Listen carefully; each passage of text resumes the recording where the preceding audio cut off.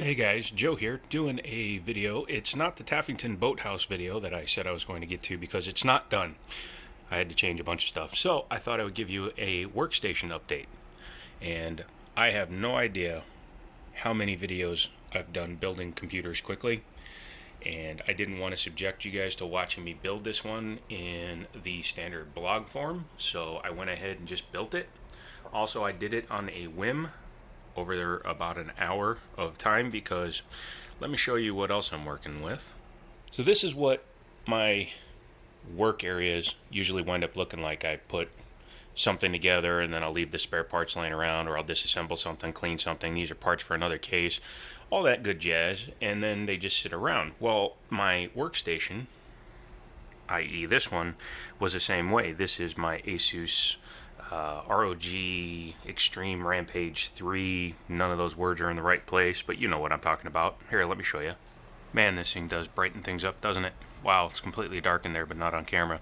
But yeah, this is the X58 system with 24 gigs of RAM, a Xeon 2650 2,000,003. I'll put it on screen here. It's one of the upper level Xeons for the X58. It's a 6-core 12-threaded processor that I paid $40 for, and it's overclocked to 4.4 gigahertz on a single cooler because my 240 mil cooler sprung a leak and I just got rid of it because of where it was leaking from. I couldn't fix it without tearing it apart, and it wasn't worth it.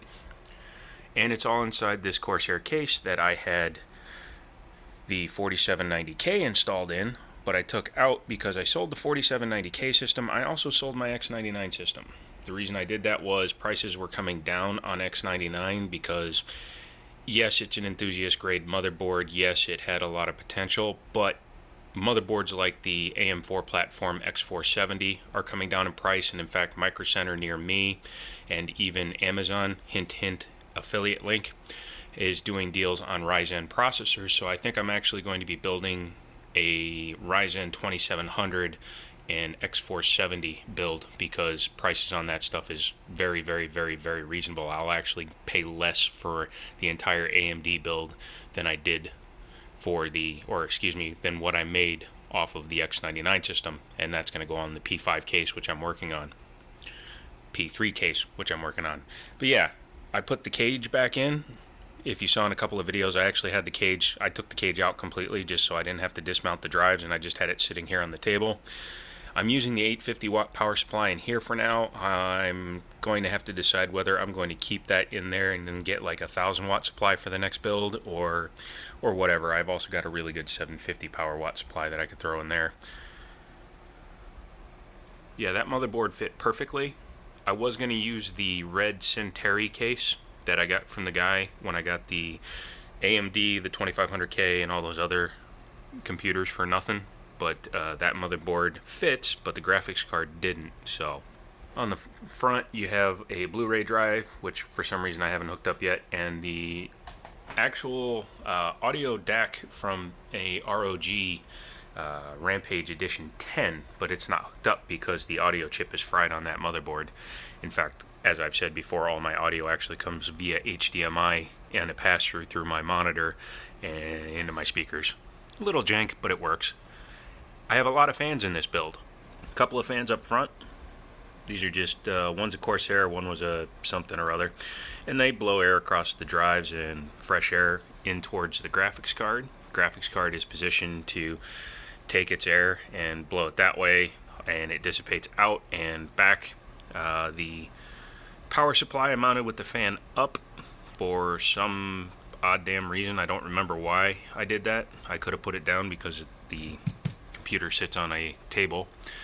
And then the cooler is only mounted with 2 screws. Pardon me. With one fan there, and a Noctua up there. I'm thinking about just setting another fan there just so it pulls a little extra air out of the system, because as it sits, it technically only has that for out and that for push pull out of there, so the exhaust side is not actually optimized. On the side of the case, I have this fan. It actually blows air right onto the north bridge, and yes, this is X58, so it has north bridge onto that heatsink. You can see the size of that heatsink, because this motherboard was originally designed with straight up overclocking in mind. And yeah, so it's definitely something that can run hot if you don't plan ahead. And then I just use a wireless antenna with a PCI card. This is also one of the few times in a very long time that I'm actually using the entire case. All the covers are in place, except for one PCI cover, but that's no big deal. And the side panels on both sides even, check this out. Dun, da, da, da, for a actually complete case. And that's kind of why I left those in there, because otherwise there would be holes and I don't have actual covers for there. The biggest downside to the X58 platform is that it doesn't have a front USB header. However, you can change that with a PCI card. And then I could hook up those front USB 3s, because that's what's on there. And a FireWire, but I don't care about that. So yeah, I think that it works well. It's going to work. This computer overclocked at 4.4 gigahertz will return a Cinebench score of almost 1100 points, and it's multi-threaded, and with the 980 Ti for graphic processing, it can process a 49-minute video, such as one of the videos. Which one was it that was 49 minutes? Oh, the Fallout Modern Massachusetts Sanctuary Hills video. That was a 49-minute video. It rendered it in 37 minutes. So I thought that was really good, especially since it was not even running hard. It was just kind of doing its thing in the background. And I was using it to watch videos. So yeah, overall, for a workstation build, it's fine. Some people complain about noise when they have multiple fans. I really don't care. If I really want to get rid of noise, I'll put on a nice set of headphones. These are Rigs. These are something 500s, I think. I need to get a set of the new ones with the Dolby Atmos built into them, but for now those are great. Yeah, I'm thoroughly happy. This will eventually migrate over there and just become, again, the workstation computer, or it might go back over next to the big screen where the case used to be and return to being an HTPC. Nobody said an HTPC needs to be small, did they? Didn't think so. Since this is kind of just an update video, let's scoot over here and take a look at what I briefly showed you a second ago. This looks like it's a bigger mess than it actually is. It's mainly because I was working on 3 computers at once and cleaning guns and doing other videos, so everything got kind of jumbled together. Like all of these are going to go back into the case they came from, so they don't need to actually sit there.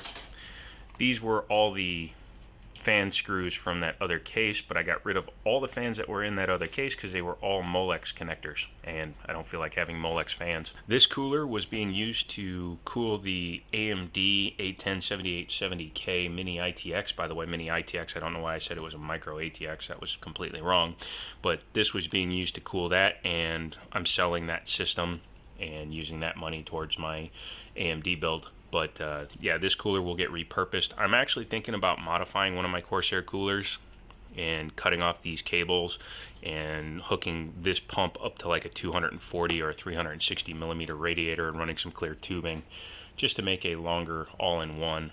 I haven't decided yet. Let me know in the comments if you think that would be cool to do. But yeah, ignoring this, let's get this out of the way.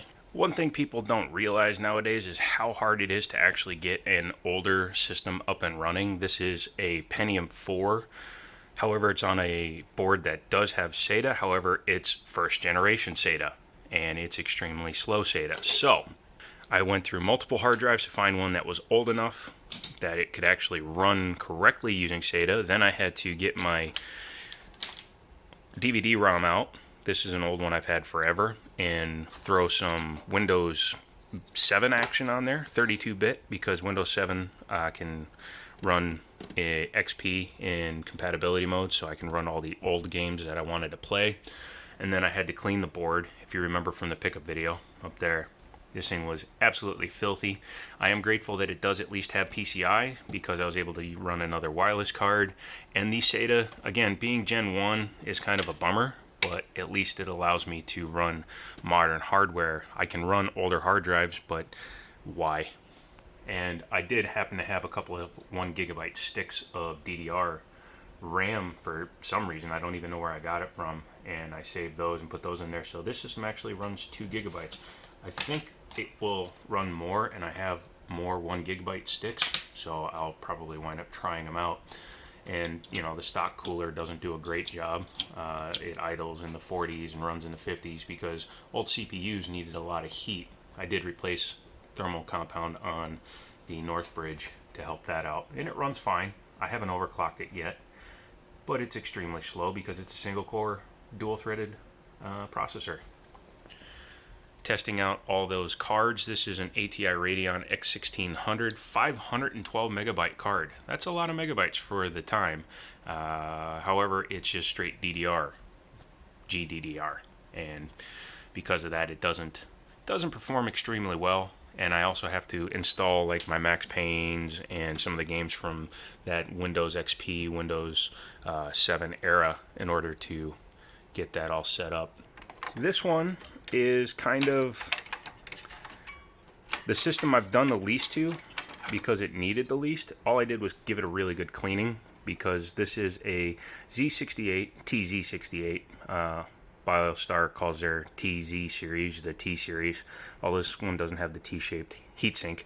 But this is a good overclocking motherboard for the 2500K, 2600K generation. It can take a 3770 up to a 3770K, and as you can see, it does have good VRMs and good heat sinks on everything, so it can overclock. However, with a stock aluminum base cooler on there, it's not giving me the cooling that I need to do like major overclocks, but it effortlessly overclocked to 4.5 gigahertz, and I have to do some testing. I'm going to throw my 980 Ti on here, throw some 1866 rip jaws in there, and see how well it does. I anticipate that'll be good.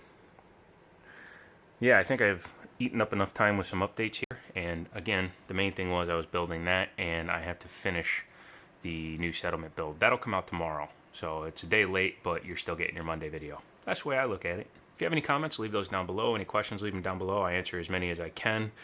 Let me know what out of these computers you want to see next, because I plan on doing a gaming on a Xeon in 2019 on that one, because a lot of folks are doing gaming computers with Xeons this year. Or the 2500K or a Pentium 4 to see what retro gaming looks like. And I'm going to be putting this into a case, so don't worry about that. Otherwise, comments are welcome, questions are welcome, negativity will not be tolerated. Check out my links. Get subscribed if you aren't. I am going to be setting up on Instagram, so I will be on there every day, as well as Twitter again. So, long rant over, long talk over, and as always, I'll talk to you later.